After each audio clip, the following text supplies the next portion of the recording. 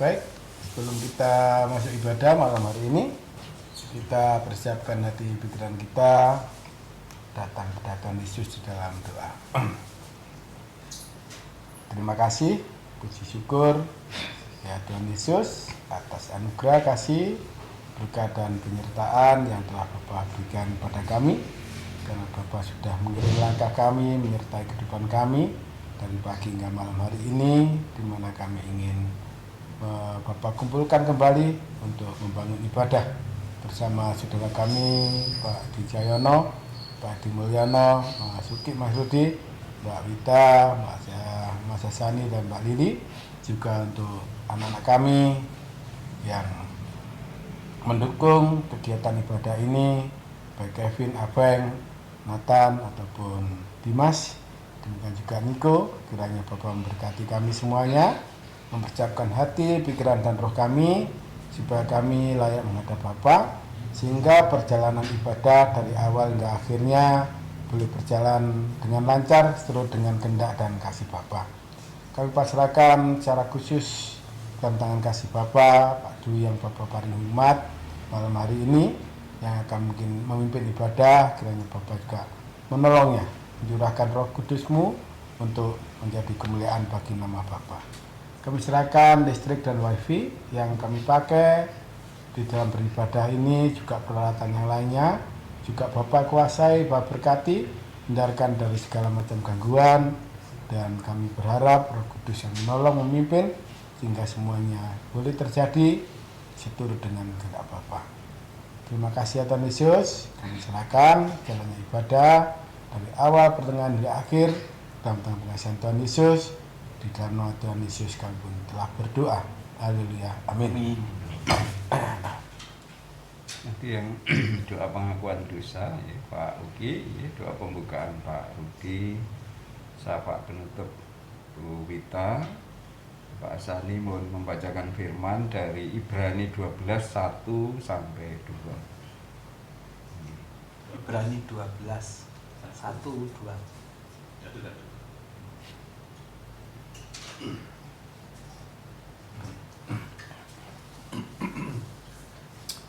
Shalom alaihim bisem Yeswa Hamashiach. Saudaraku, mari kita bangun ibadah untuk kemuliaan dan kebesaran namanya. Bersama saudara kita di rumah, kita akan memuliakan namanya, karena dialah sumber kekuatan dan pertolongan kita. Kita angkat pujian, dialah segalanya. 101.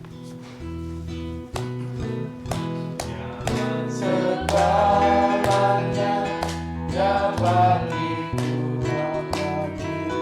dialah segalanya besar kecil, menangkan dirinya dan selamatkan keluarga.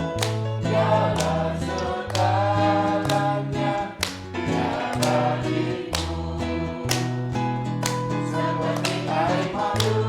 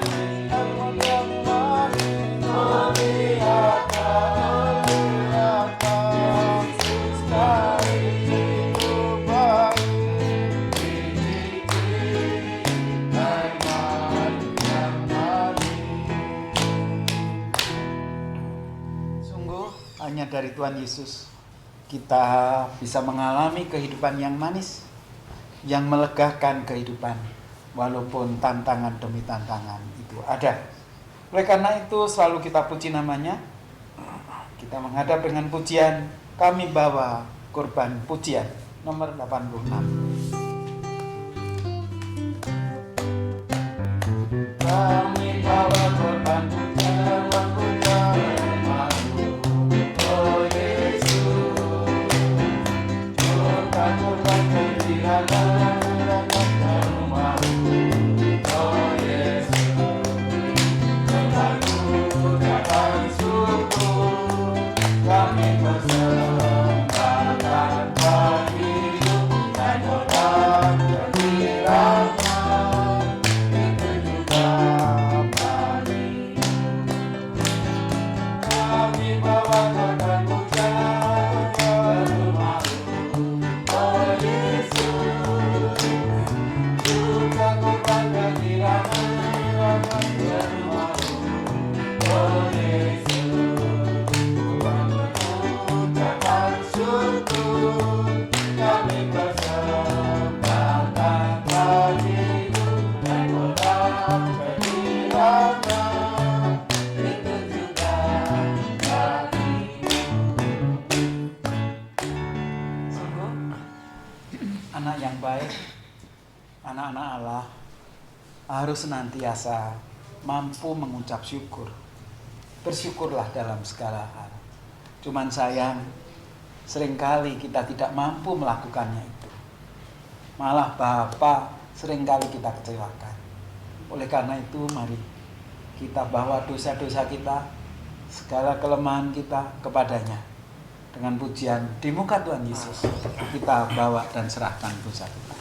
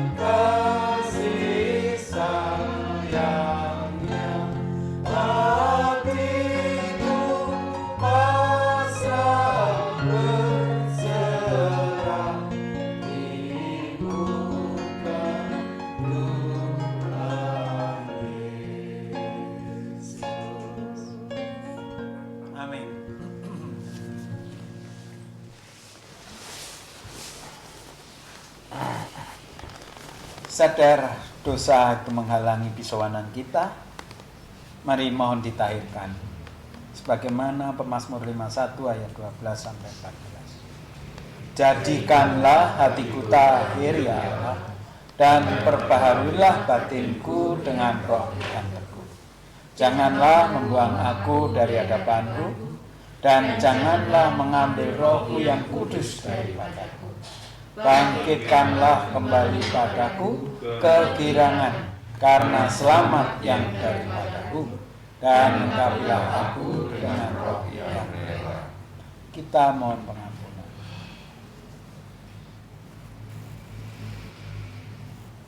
Ya Tuhan Allah, Bapa yang Maha Kuasa, Khalik langit dan bumi, Tuhan Yesus Kristus, Juru Selamat kami yang kudus, yang bertahta di atas segala pujian, dan Roh Kudus yang telah Tuhan curahkan ke dalam hati kami masing-masing, yang penuh dengan kasih, kuasa Allah, yang menuntun kami menuju kepada kebenaran hidup. Ya Allah Tritunggal Maha Kudus, ya Tuhan, kembali kami semuanya kumpulkan untuk menghadap kehadirat-Mu dalam ibadah ini pada malam ini. Kesemuanya karena kasih-Mu kepada kami. Namun kami datang tidak membawa kebaikan, namun dosa-dosa yang kami hadapkan kepadamu. Ya Tuhan, ampuni kami akan dosa-dosa kami yang telah kami perbuat sejak dari tadi pagi hingga sampai saat ini, baik di dalam wujud tingkah laku perbuatan kami, tutur kata ucapan kami, serta angan-angan dan pikiran kami yang kesemuanya tidak berkenan kepadamu dan membuatku berduka hati. Ampuni kami ya Tuhan, kami bermohon, sucikanlah kami, layakkanlah kami untuk mengikuti ibadah pada malam hari ini, dan ibadah ini dari awal pertengahan sampai akhir kami serahkan ke dalam tangan-Mu yang Maha Kudus. Demikian doa kami ini ya Tuhan, sungguh jauh dari sempurna. Kami bersyukur dan berterima kasih atas kuasa kasih-Mu kepada kami. Dalam nama Tuhan Yesus Kristus, Juru Selamat kami berdoa. Amin. Kita patut bersyukur atas kasih Yesus yang telah mengampuni dosa-dosa kita. Karena itu mari kita masuk ke ruang Maha Kudus dengan rasa hormat dan takut akan Allah. Masuk ruang Maha Kudus dengan darah anak domba. Masuk dengan hati tulus, menyembah yang Maha Kuasa. Ku menyembah-Mu, ku sembah-Mu, ku menyembah-Mu, ku sembah-Mu, Sang Nama-Mu kudus,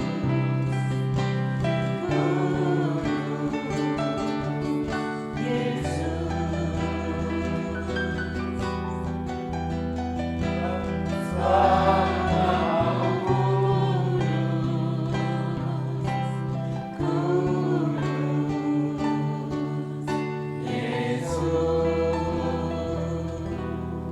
Di hadapan Tuhan Yesus, mari kita bersukacita memuji Dia bersama malaikat di surga.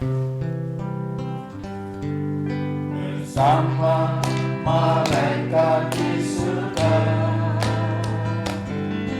nyanyikan kidung pujian, bermasmur bagimu, muliakan nama-Mu, Yesus aku memuji. Tanganku ku angkat padamu, masuk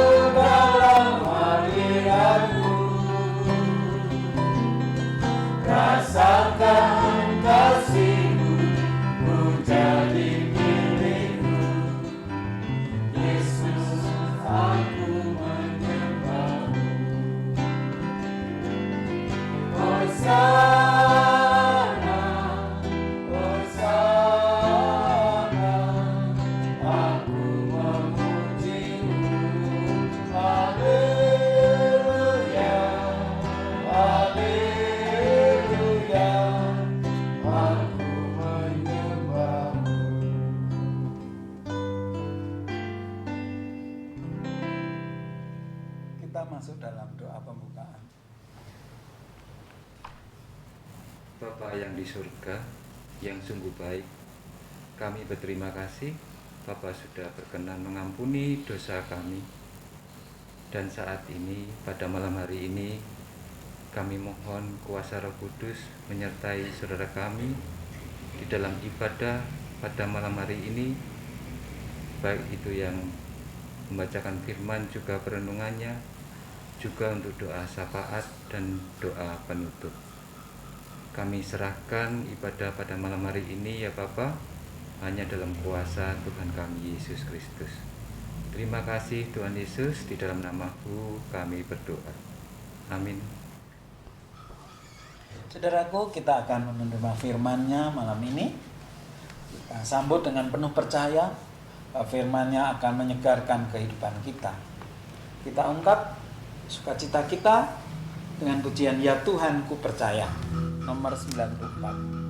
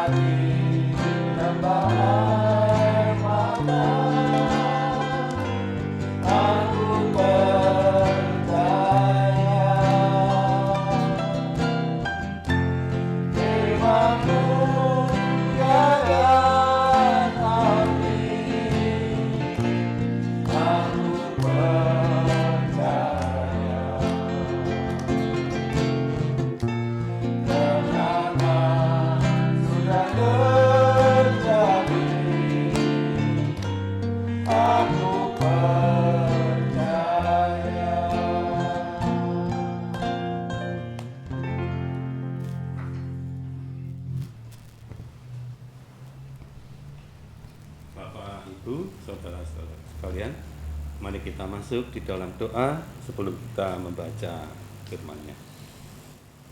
Sungguh kami bersyukur Bapa atas anugerah firman-Mu pada malam hari ini.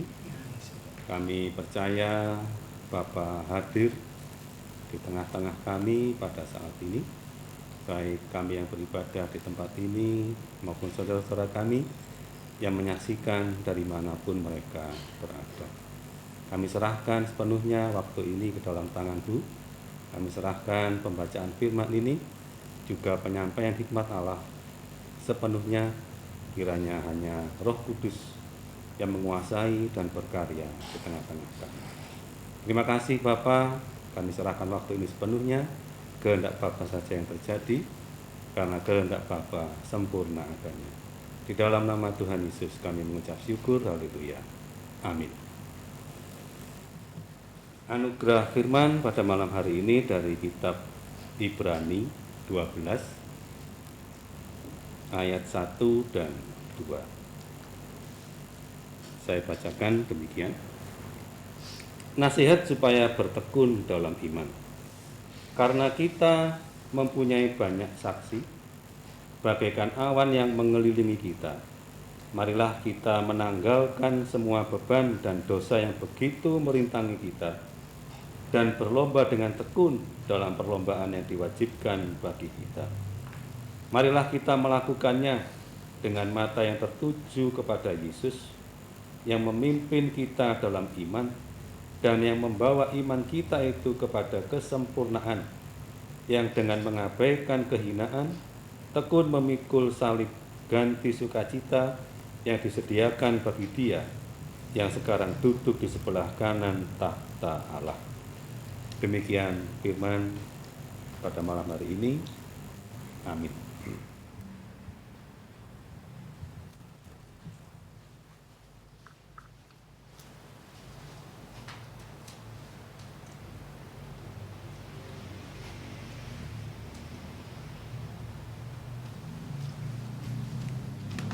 Salam Aleichem, Bisem Yeshua HaMashiach.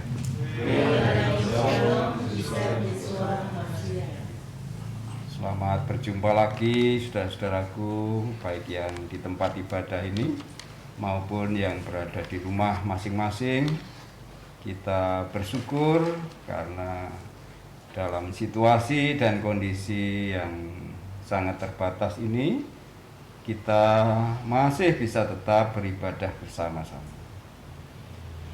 Saudaraku yang terkasih, pengajaran firman Allah pada malam hari ini yaitu tentang berjuang dan bertahan sampai akhir. Berjuang dan bertahan sampai akhir. Kalau kita mendengar kata berjuang dan bertahan, seringkali angan, pikiran, perhatian kita bisa tertuju kepada suasana peperangan misalnya. Bisa juga bayangan kita tertuju pada situasi bahaya, apakah itu bencana alam dan lain-lain. Atau juga bayangan pikiran kita kepada suatu keadaan di mana kita sedang melakukan atau melihat pertandingan atau perlombaan. Hal itu tadi tentu ada garis bawah tentang berjuang dan bertahan. Saudaraku yang terkasih, demikian pun kehidupan, kerohanian kita, kehidupan iman kita di hadapan Allah itu juga merupakan suatu perjuangan di mana berjuang dan bertahan itu sangat kita perlukan. Bahkan dalam bacaan kita tadi digambarkan bahwa kehidupan setiap anak-anak Allah di dunia ini merupakan peserta lomba, di mana setiap kita hukumnya ini adalah wajib ikut dalam perlombaan. Coba dibaca ya Pak Uki tadi di ayat yang pertama ya, dari Ibrani 12. Ibrani 12 ayat 1, demikian firman-Nya. Karena kita mempunyai banyak saksi, bagaikan awan yang mengelilingi kita, marilah kita menanggalkan semua beban dan dosa yang begitu merintangi kita, dan berlomba dengan tekun dalam perlombaan yang diwajibkan bagi kita. Ya, jadi kehidupan perjalanan kita di dunia ini digambarkan sebagai suatu perlombaan dan itu wajib bagi setiap kita. Tidak ada di antara kita yang didispensasikan, dikecualikan dari kewajiban ikut berlomba. Dan kita tahu saudaraku, kalau kita mengenal perlombaan, pertandingan, itu tentu ada yang menang, ada yang kalah, ada yang berhasil sampai akhir, atau yang gagal di tengah proses pertandingan atau perlombaan itu. Saudaraku yang terkasih, penulis surat Ibrani ini memberi nasihat atas dorongan Allah agar kita bisa mengikuti perlombaan iman dengan benar dan berhasil. Maka tadi disebutkan supaya kita menanggalkan beban yang merintangi di dalam kita ikut sebagai peserta lomba. Karena seorang peserta lomba itu akan gagal jikalau dibebani dengan berbagai macam beban. Jadi benar-benar sudah tidak ada yang diberatkan, tidak ada yang dibawa, kecuali mata kita, hati kita tertuju kepada garis finish yang ada di depan. Nah, demikian pula saudaraku, di dalam berjuang, bertahan mengikut Yesus, itu kita diminta juga menanggalkan beban-beban hidup kita. Kehidupan kita dalam dosa, kehidupan kita yang diwarnai dengan buah-buah kehidupan dalam daging, itu harus kita tanggalkan, dan mata hati kita tertuju kepada Kristus. Itulah yang dinasihatkan melalui kitab Ibrani ini, saudaraku. Bahkan Tuhan Yesus sendiri di Lukas 13 di Lukas 13 itu digambarkan bahwa kita ini diutus berjuang memasuki pintu yang sesak. Berjuang memasuki pintu yang sesak. Coba ayat 23 Pak Rudi. Lukas 13. Lukas 13 ayat 23. Dan ada seorang yang berkata kepadanya, Tuhan, sedikit Lukas 3 terus. Tuhan, sedikit sajakah orang yang diselamatkan? Terus Jawab Yesus kepada orang-orang di situ, berjuanglah untuk masuk melalui pintu yang sesak itu. Sebab aku berkata kepadamu, banyak orang akan berusaha untuk masuk, tetapi tidak akan dapat. Jadi perlombaan iman untuk mencapai mahkota kehidupan itu oleh Tuhan Yesus digambarkan harus melalui pintu yang sesak. Banyak orang yang berjuang ingin memasuki pintu yang sesak, tetapi tidak ada yang dapat.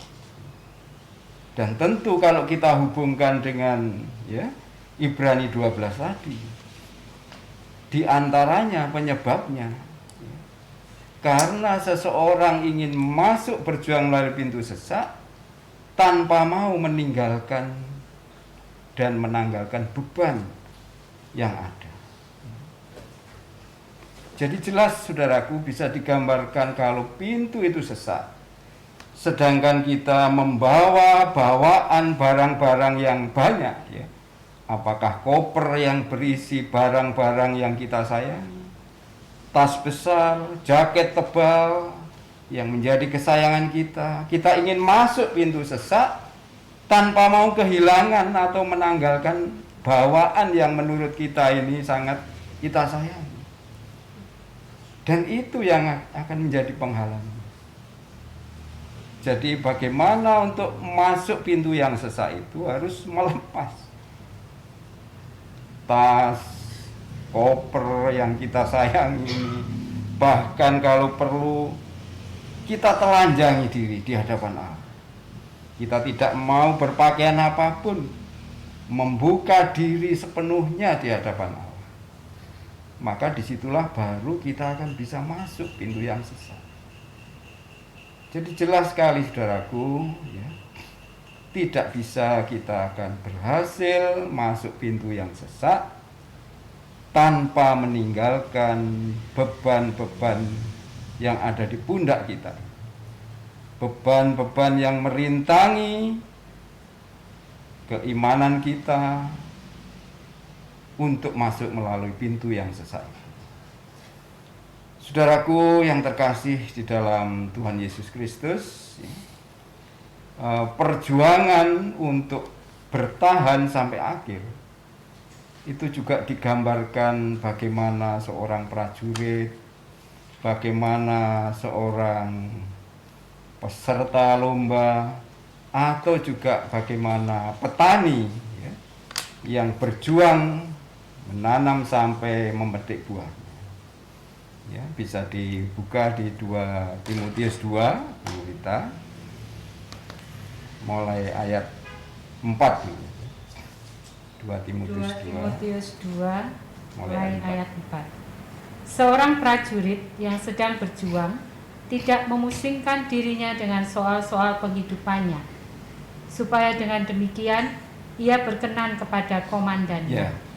Jadi kehidupan perjuangan kita mengikut Yesus ini digambarkan bagaimana seorang prajurit ya, yang sedang dan harus melaksanakan tugas, apalagi tugas itu tugas di medan perang. Ya. Seorang prajurit yang benar diminta dengan ikhlas ya, melepas semua beban yang ada.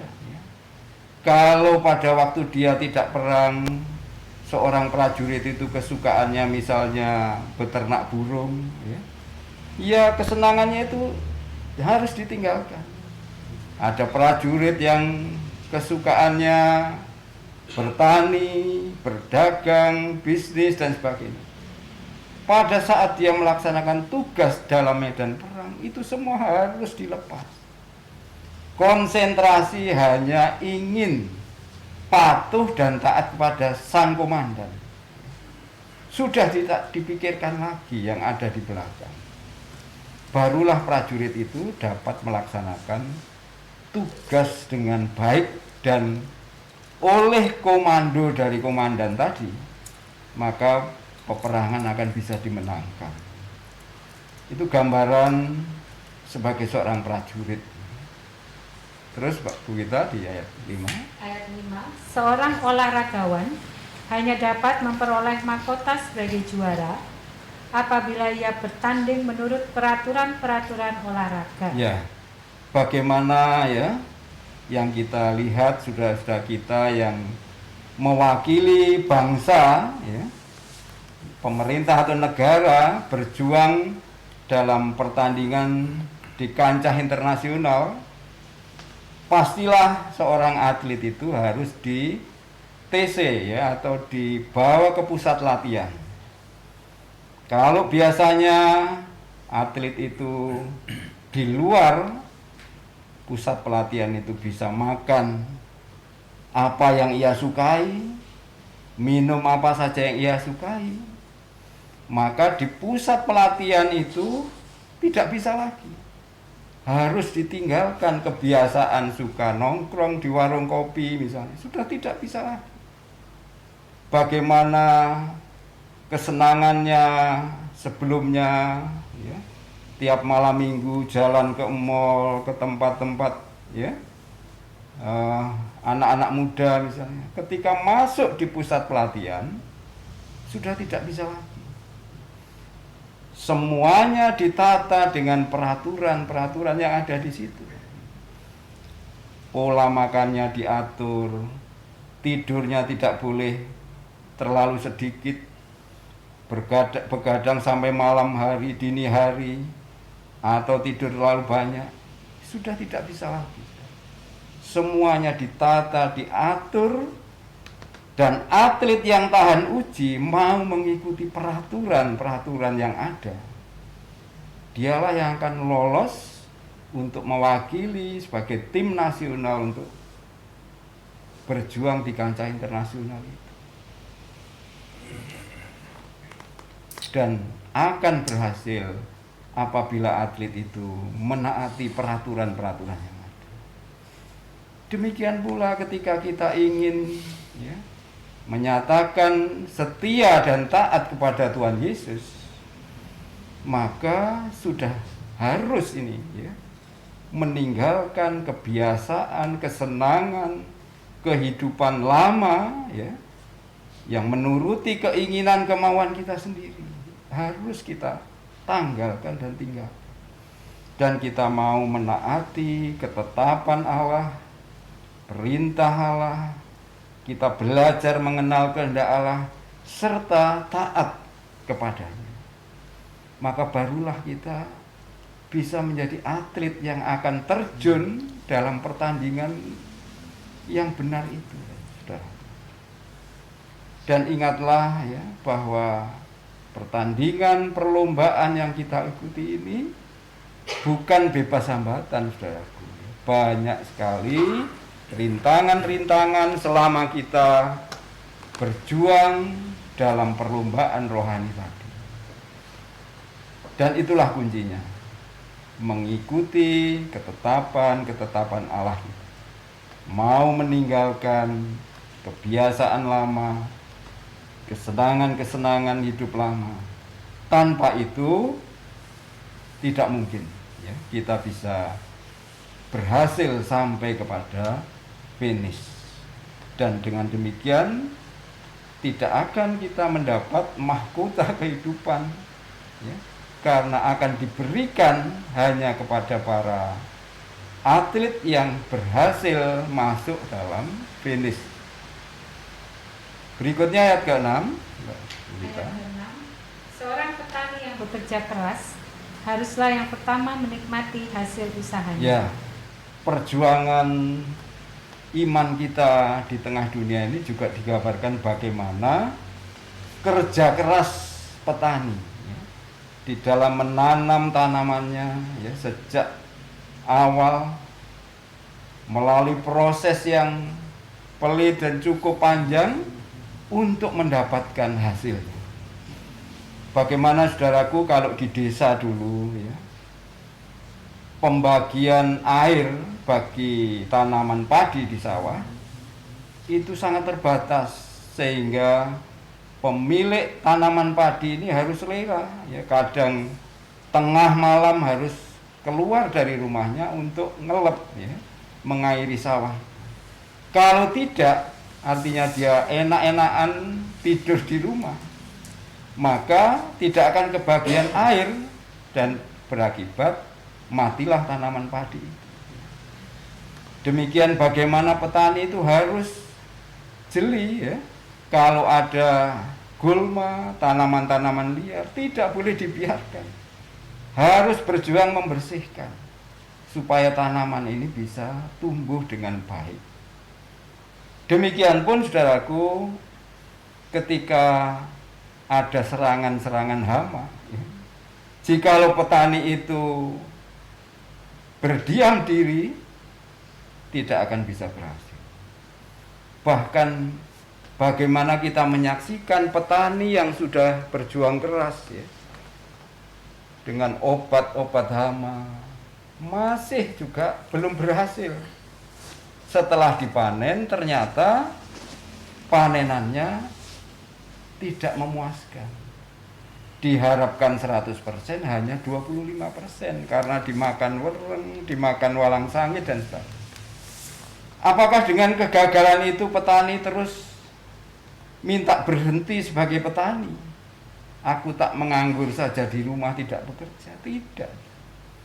Ketika perjuangan ini mengalami kegagalan, para petani tidak putus asa. Dia bangkit kembali untuk lebih teliti dan telaten ngopeni tanaman baru ya, agar mendapatkan hasil yang lebih baik. Saudaraku, ini gambaran bagaimana perjuangan iman kita di dalam mengikut Yesus. Ketika kita sudah bekerja keras ya, tetapi mengalami kegagalan ya, kita jatuh, janganlah kita menyerah ya. Harus bangkit kembali ya, lebih introspeksi diri dan mohon pertolongan Allah supaya perjuangan kita ini akan mendapat kekuatan ya, dan bisa berhasil. Bahkan kalau digambarkan pelari tadi dalam lomba lari, jangan sampai karena terjatuh di tengah jalan, ya, kemudian pelari ini menyerah, ya, akhirnya keluar dari area pertandingan, ya, tidak sampai finish. Sayang sekali, saudaraku. Bangkit kembali, bertekad saya harus berjuang dan bertahan sampai ke finish. Dengan demikian, maka hadiah surgawi itu akan diberikan kepada kita. Saudara-saudaraku, itulah gambarannya bagaimana ikut Tuhan Yesus ternyata tidak mudah, saudara. Tidak bisa dengan bahasa yang agak kasar itu, dengan seenaknya. Tidak bisa. Harus ada perjuangan yang sungguh-sungguh. Seperti prajurit dalam perang, seperti peserta lomba yang di training di pusat pelatihan, atau seperti petani yang berproses begitu panjang dan banyak hambatan. Saudaraku yang terkasih, peliharalah harta yang indah, ya, yang sudah diberikan Tuhan Yesus kepada kita. Jangan disia-siakan. Pak, di 2 Timotius 1 ya, ayat 14 dinasihatkan kepada kita, Bu Lili. 2 Timotius 1 ayat 14, peliharalah harta yang indah yang telah dipercayakannya kepada kita oleh Roh Kudus yang diam di dalam kita. Iya. Jadi harta yang indah itu sesungguhnya sudah diberikan kepada kita. Masing-masing pribadi yang sudah percaya mengikut Yesus sudah diberikan harta yang indah. Iman, kepercayaan, dan kerajaan Allah itu diberikan pada kita. Kewajiban kita adalah merawat dan memeliharanya. Bukan hal yang mudah, saudara. Dalam kehidupan sehari-hari saja, bagaimana ketika kita diberi atau berhasil membeli barang, apakah itu motor, apa mobil, ya. Ketika membeli kita bisa, ya, sampai di rumah kita. Tetapi untuk merawat dengan teliti, dengan baik belum tentu. Ya. Memakainya enak, ya. Tetapi apakah mobil, motor itu kita rawat dengan baik? Sebab kalau tidak, ya akan rusak. Demikian pun, ya, harta yang indah ini, kita senang menerimanya, tetapi ada kewajiban untuk merawat, memelihara sampai akhir ini, saudaraku, ya, yang harus digarisbawahi. Karena kalau kita tidak setia, telaten merawatnya, maka harta yang indah itu seperti mobil, motor tadi akan rusak, ya, dan tidak ada manfaatnya bagi kita. Saudaraku yang terkasih, oleh karena itu jangan kita melepas, ya, kepercayaan yang sudah diberikan oleh Allah ini. Ya, monggo Pak Asani, ya, di Ibrani 10 ayat 35. Ibrani 10 ayat 35. Sebab itu janganlah kamu melepaskan kepercayaanmu, karena besar upah yang menantinya. Ya. Mungkin kita suka, ya, senang menerima anugerah iman, kepercayaan pada Kristus. Senang, gemar, dan suka. Tetapi ingat, ya, untuk tetap menjaga kepercayaan ini tidak mudah. Oleh godaan situasi kondisi yang mengganggu, yang tidak nyaman dan aman, bisa saja, ya, anugerah agung ini bisa kita lepaskan. Kita memilih apa yang ada di kanan kiri kita yang menurut kita lebih menarik, sehingga anugerah ini lepas dari kita, dan artinya mahkota kehidupan juga lepas dari kehidupan kita.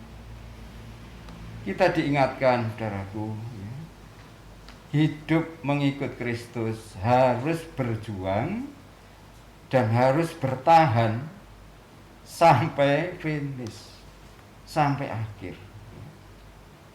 Jangan merasa puas ya, di tengah jalan merasa sudah kuat. Jangan, saudaraku, tetap berwaspada, menjaga anugerah agung ini sampai kepada akhir nanti. Saudaraku yang terkasih, ya, kita diingatkan ya bagaimana wujud kita berjuang dan bertahan ini. Ya, di Roma 8 itu Pak Ugi, mulai ayat 8 itu kita diingatkan, atau mulai ayat 7 bisa. Roma 8 ayat 7 yang demikian firman-Nya, sebab keinginan daging adalah perseteruan terhadap Allah, karena ia tidak takluk kepada hukum Allah. Hal ini memang tidak mungkin baginya. Ya.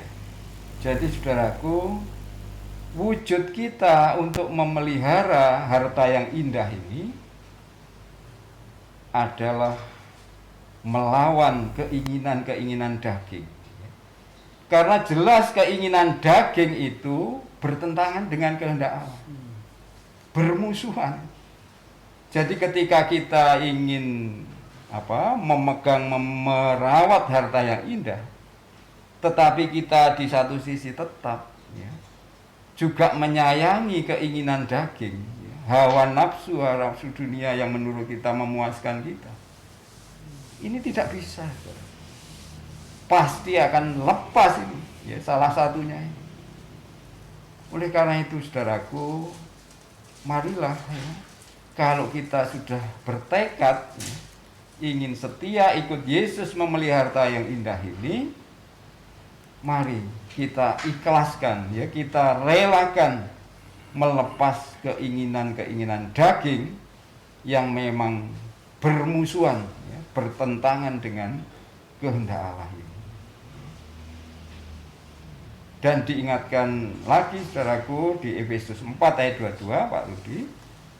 Efesus 4 ayat 22. Efesus 4 ayat 22, yaitu bahwa kamu berhubung dengan kehidupan kamu yang dahulu harus menanggalkan manusia yang lama yang menemui kebinasaannya oleh nafsunya yang menyesatkan. Jadi jelas sekali saudaraku ya, kalau kita ingin memelihara harta yang indah, berjuang sampai akhir mengikut Kristus, maka kehidupan yang dahulu, kehidupan yang lama, itu memang tidak bisa ditoleransi, ya. Kalau ini kira-kira nggak apa-apa kok masih ini, ya. Kalau yang itu memang jelas nggak boleh, tapi kalau yang ini, rupanya masih boleh lah. Karena sebagai manusia ya nggak bisa toh sempurna seperti Tuhan Yesus. Yang ini nggak apa-apa ini. Jadi kita menganggap hal itu benar menurut diri kita. Jadi kehidupan lama itu kita tinggalkan sebagian, yang lain yang masih melekat tetap kita pertahankan. Ya. Tuhan Allah tidak boleh ngurusi yang ini. Ya. Sementara kita berjanji ingin memelihara harta yang indah, ini tidak bisa. Karena bertentangan dengan kehendak Allah. Maka melalui firman ini, saudaraku, marilah kita mohon kekuatan ya, agar benar-benar ya, kita mau melepas kehidupan kita yang dulu ya, kehidupan yang lama, dan fokus kita tertuju kepada Kristus dengan memelihara harta yang indah. Dan sekali lagi saudaraku, kita diingatkan oleh Tuhan Yesus, dan hendaknya ini kita pegang bagaimana pesan Tuhan Yesus di Matius 24 ayat 13 ya, yang terakhir dari perenungan kita, Bu Wita. Matius 24 ayat 13. Ayat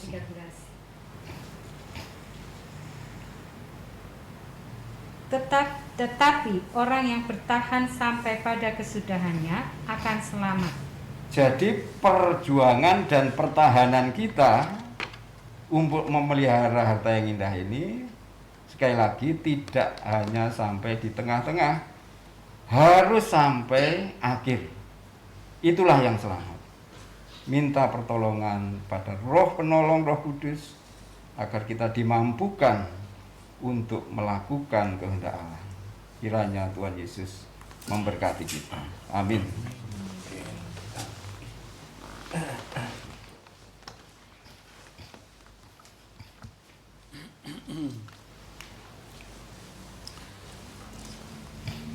Saudara-saudaraku yang dikasihi Tuhan Yesus,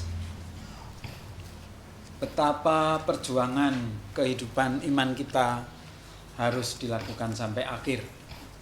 Kita tidak boleh setengah hati, kita tidak bisa pilih-pilih, kita terus harus perjuangkan. Salah satunya meninggalkan kehidupan lama kita untuk menangkis segala rintangan dalam kita berlomba ini, yang akhirnya kita akan bertahan sampai akhir, dan harta yang indah itu akan menjadi warisan kita semua. Oleh karena itu, saudaraku, mari kita sambut firman ini dengan rasa syukur kita kepadanya, karena hidup kita sudah bukan hidup lama lagi. Hidup kita adalah hidup milik Kristus. Kita pujikan hidupku bukan aku lagi, nomor 114.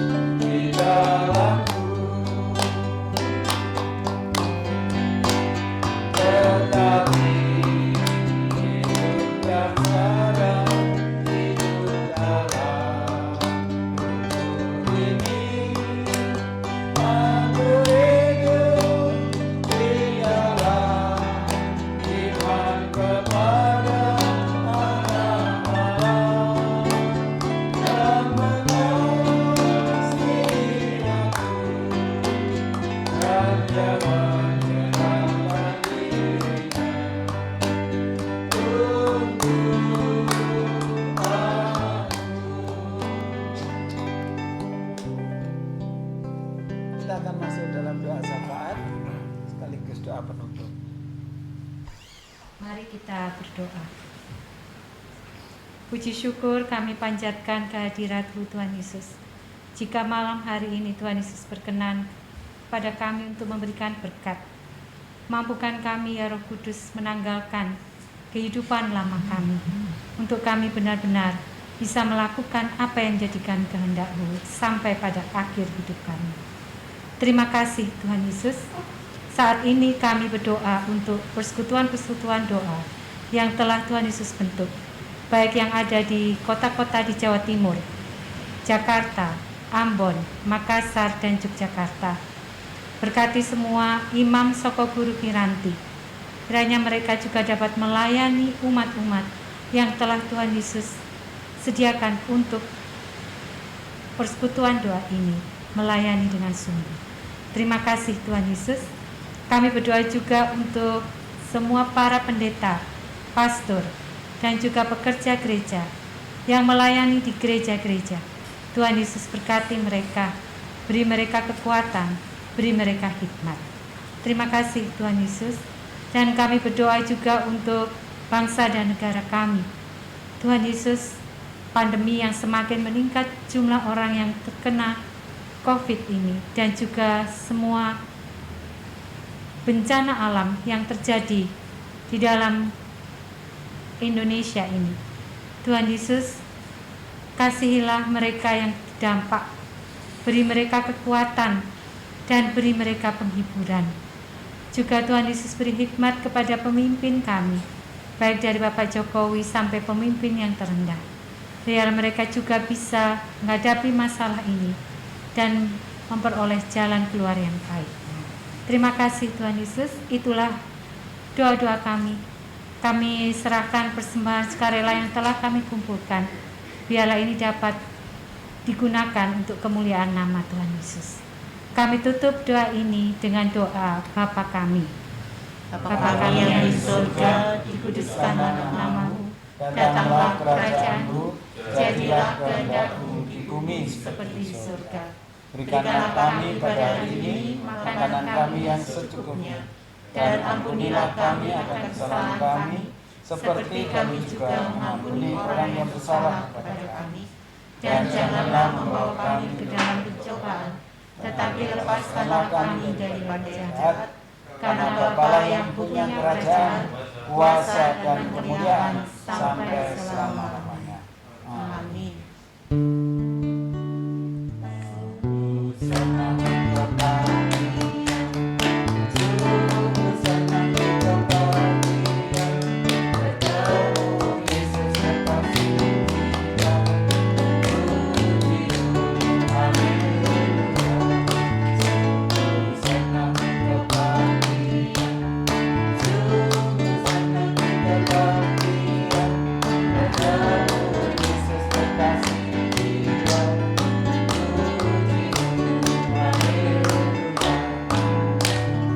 Selamat malam, Tuhan Yesus berkati kita semua.